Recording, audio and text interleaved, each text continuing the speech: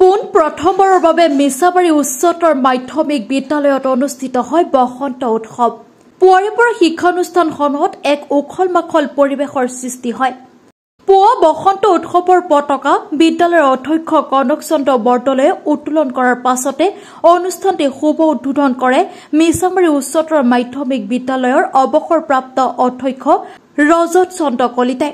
ইয়াৰ লগে লগে ঢোল, তাল, পেঁপা, গগনা, খাম, জঠা, চিফুঙৰ শব্দ আৰু বিহুগীত, ৰংজালী বৈশাগু গীতেৰে মুখৰিত হৈ পৰে মিছামাৰীৰ আন এক অগ্ৰণী শিক্ষানুষ্ঠান মিছামাৰী উচ্চতৰ মাধ্যমিক বিদ্যালয়ৰ চৌহদ। অনুষ্ঠানটি ছাত্ৰ ছাত্ৰীসকলে পৰম্পৰাগত গীত নৃত্য পৰিৱেশন কৰে। ইফালে অনুষ্ঠানটিত মুখ্য অতিথি হিচাপে ঢেকিয়াজুলিৰ লোকনায়ক অমিয় কুমাৰ দাস, মহাবিদ্যালয়ৰ অধ্যক্ষ ডক্টৰ সুখদেৱ অধিকাৰী আৰু বিদ্যালয়খনৰ পৰিচালনা সমিতিৰ সভাপতি তথা ৰঙাপাৰা মহাবিদ্যালয় বড়ো বিভাগৰ মুৰব্বী অধ্যাপক প্ৰশান্ত বড়ো উপস্থিত থাকে। বিদ্যালয়খনত প্ৰথমবাৰৰ বাবে এদিনীয়া কাৰ্যসূচীৰে অনুষ্ঠিত হোৱা বসন্ত উৎসৱৰ অনুষ্ঠানটি উপভোগ কৰিবলৈ অহা ছাত্ৰ ছাত্ৰীসকলে পুৱাৰে পৰা অধীৰ আগ্ৰহেৰে বাট চাই থাকে। প্ৰখৰ ৰ'দ আৰু উৎকট গৰমৰ বাধা নেওচি সকলোৱে অনুষ্ঠানটি উপভোগ কৰে। বিদ্যালয়খনৰ শিক্ষক শিক্ষয়িত্ৰী আৰু একাংশ ছাত্ৰ ছাত্ৰীয়ে পৰম্পৰাগত সাজপাৰ পৰিধান কৰি অহা পৰিলক্ষিত হয়। অনুষ্ঠানত অধ্যক্ষগৰাকীয়ে এটা জনপ্ৰিয় বিহুগীতো পৰিৱেশন কৰে। ইপিনে বসন্তৰ সময়ছোৱাত বিদ্যালয়খনৰ সকলো ছাত্ৰ ছাত্ৰীৰ মাজত যাতে এটা জাতীয় কৃষি সংস্কৃতি ৰক্ষাৰ কাৰণে চৰ্চাৰ সংযোগ দিব পাৰি আৰু বিদ্যালয়খনত সাংস্কৃতিক পৰিৱেশ গঢ়ি তোলাৰ উদ্দেশ্যেৰে প্ৰথমবাৰৰ বাবে এই বসন্ত উৎসৱটি অনুষ্ঠিত কৰা বুলি সদৰি কৰে অধ্যক্ষ কনক চন্দ্ৰ বৰদলৈ।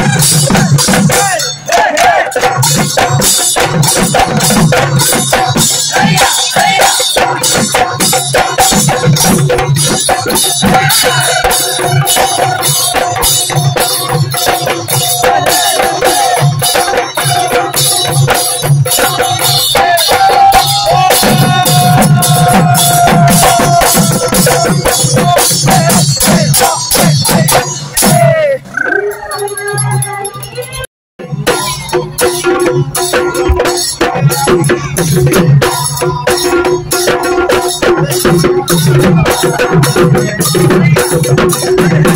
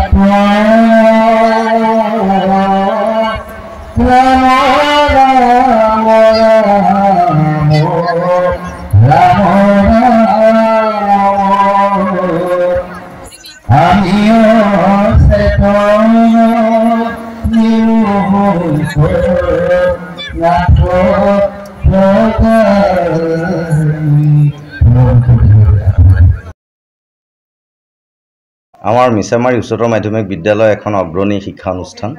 ইয়াতে আমাৰ প্ৰায় 1500 ল'ৰা ছোৱালী আছে আৰু শিক্ষকো যথেষ্ট পৰিমাণে উৎসাহিত। আমি সকলোকে লৈ এই বসন্তৰ সময়ছোৱাতেই বিদ্যালয়ৰ সকলো ছাত্ৰ ছাত্ৰীৰ মাজত যাতে আমি এটা জাতীয় কৃষ্টি সংস্কৃতি ৰক্ষাৰ কাৰণে তেওঁলোকক এটা চৰ্চাৰ যাতে সুযোগ দিব পাৰোঁ আৰু আমাৰ যাতে এটা সাংস্কৃতিক পৰিৱেশ যাতে বিদ্যালয়খনত আমি ৰক্ষা কৰি ৰাখিব পাৰোঁ, সেইটোৰ আশাৰে আচলতে আমি বসন্ত উৎসৱৰ আয়োজন কৰিছিলোঁ। আমাৰ শিক্ষক শিক্ষয়িত্ৰীসকলে আজি জাতীয় সাজপাৰ পৰিধান কৰি আমাৰ ছাত্ৰ ছাত্ৰীৰ মাজৰ পৰা বিহু বৈশাগু আদি পৰিৱেশন কৰিছে। তেওঁলোকক কিছু পৰিমাণে আমি প্ৰশিক্ষণৰ ব্যৱস্থাও কৰিছোঁ আৰু এনেধৰণৰ এটা বাতাবৰণৰ মাজেৰে শিক্ষাৰ লগতে পাঠদানৰ লগতে এটা বিশ্ৰামমূলক এটা কাৰ্যসূচী হয়, তেওঁলোকে এটা অভিৰুচনমূলক কাৰ্যসূচী হয়, যাতে তেওঁলোকে জাতীয় কৃষ্টি পৰম্পৰা ৰক্ষাৰ এটা কেনেধৰণৰ ব্যৱস্থা আমাৰ মাজত কেনেধৰণে আমি জীয়াই ৰাখিব লাগে, আমি এই যে উত্তৰ পুৰুষলৈ যে কিবা এটা চানে কিবা এটা আদৰ্শ থৈ যাব লাগিব, সেইটোৰ কাৰণে আচলতে আমি এই প্ৰয়াসটো কৰিছোঁ বসন্ত উৎসৱ মিছামাৰী উচ্চতৰ মাধ্যমিক বিদ্যালয়ত আজি। হয়, এইবাৰ প্ৰথমবাৰৰ বাবে কৰিছোঁ। এতিয়াৰ পৰা আমি আশা ৰাখিছোঁ আমি সকলোৱে মিলি পেলাই এই উৎসৱটিক আমি প্ৰত্যেক বছৰে যাতে বিদ্যালয়খনত অনুষ্ঠিত কৰি যাব পাৰোঁ। এইবাৰ আমি আমাৰ নিজৰ মানে পুঁজি বুলি একো নাই, গতিকে সামান্য এটা প্ৰয়াস বুলি কৰিছোঁ, আমি এটা অভ্যাসে কৰিবলৈ চেষ্টা কৰিছোঁ। আগন্তুক বৰ্ষসমূহত যাতে ইয়াতকৈ আমি আৰু উৎকৃষ্ট পৰ্যায়লৈ লৈ যাব পাৰোঁ, বিশাল পৰ্যায়লৈ লৈ যাব পাৰোঁ, তাৰ কাৰণে আমাৰ চেষ্টা থাকিব। অতিথি হিচাপে আজি আমাৰ এই অনুষ্ঠানটোলৈ আমি আমন্ত্ৰণ কৰিছিলোঁ লোকনায়ক অমীয় কুমাৰ দাস মহাবিদ্যালয় ঢেকীয়াজুলিৰ পৰা অধ্যক্ষ ডক্টৰ সুখদেৱ অধিকাৰীদেৱ। তেখেত আহিছে, তেখেতে আহি অতি সুন্দৰভাৱে এটা মননশীল ছাত্ৰ ছাত্ৰীৰ মাজত বিহু পৰিৱেশন কৰি এটা অতি আনন্দৰ পৰিৱেশৰ মাজেৰে অনুপ্ৰাণিত কৰি বক্তব্য ৰাখিছে। আমি তেওঁকো ধন্যবাদ দিছোঁ। আৰু আমাৰ আজি বিহুতলী মুকলি কৰিছে বিদ্যালয়খনৰ প্ৰতিষ্ঠাপক অধ্যক্ষ শ্ৰদ্ধাৰ শ্ৰীযুত ৰজত চন্দ্ৰ কলিতা ছাৰে আৰু বিশিষ্ট অতিথি হিচাপে বিদ্যালয় পৰিচালনা উন্নয়ন সমিতি তথা অসম বড়ো সাহিত্য সভাৰ উপসভাপতি শ্ৰদ্ধাৰ আমাৰ প্ৰশান্ত বড়োদেৱ আৰু বাকী আমাৰ অভিভাৱক কিছু আছিলে। আৰু আমি যিহেতু বাহিৰৰ অতিথি বেছি মাতি পেলাই আমাৰ বাজেটৰো কথা এটা আছিলে, গতিকে আমি সীমিত সামৰ্থ্যৰ মাজেৰে এইবাৰ অনুষ্ঠিত কৰিছোঁ প্ৰথমবাৰ, যিহেতু আগন্তুক বৰ্ষসমূহত ইয়াক আমি আৰু এটা অনন্য আৰু বিশাল ৰূপ দিবলৈ চেষ্টা কৰিম।